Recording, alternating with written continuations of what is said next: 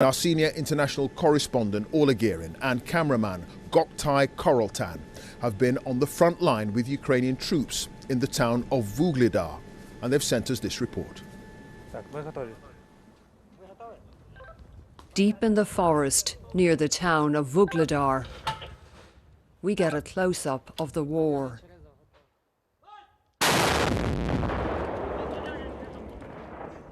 The daily battle to hold off the Russians, who aren't winning but aren't giving up either.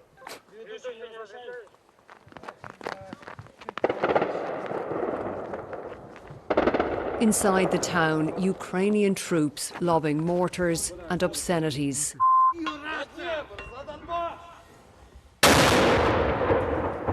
Moving fast to avoid being targeted themselves. A once prosperous coal mining town is now a wasteland. We head towards the front line with soldiers at the heart of the battle. Their commander, codenamed Beast, has been up all night fighting. How far away are the nearest Russian positions? 1 kilometer. 1000 meters. 1 kilometer. We move forward carefully. The Russians have no line of sight here, but they have eyes in the sky. Plane! Get down, Doctor!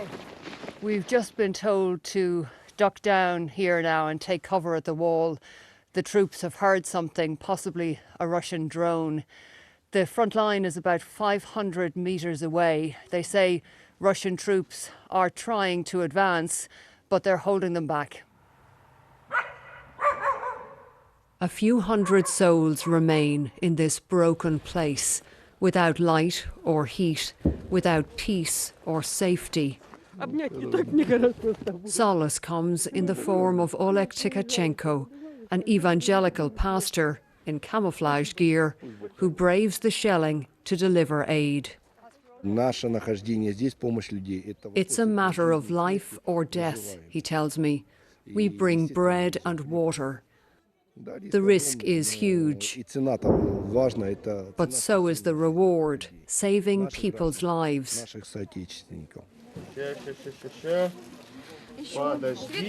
Hang on, he says. It's 1 loaf per person. Valentina waits her turn. She's 73 and says she has nowhere else to go. We are frightened, of course, but what can we do? We live with it. You can't say, don't shoot. They have their job.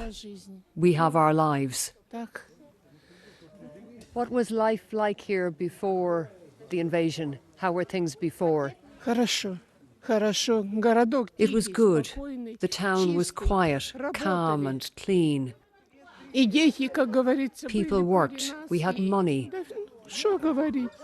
What can I say? It was a good town.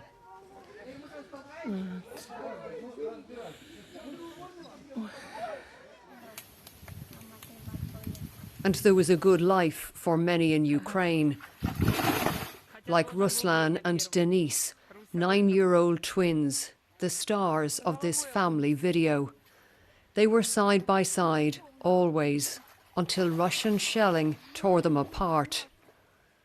Their mother, Anastasia, takes me to the park in central Ukraine, where Denise was hit by shrapnel last September. He was lying next to my legs, she says. Why didn't it hit me? Ruslan was screaming, Denise, get up. On his grave, this photo, taken 2 days before his death. Ruslan cannot accept his best friend is gone.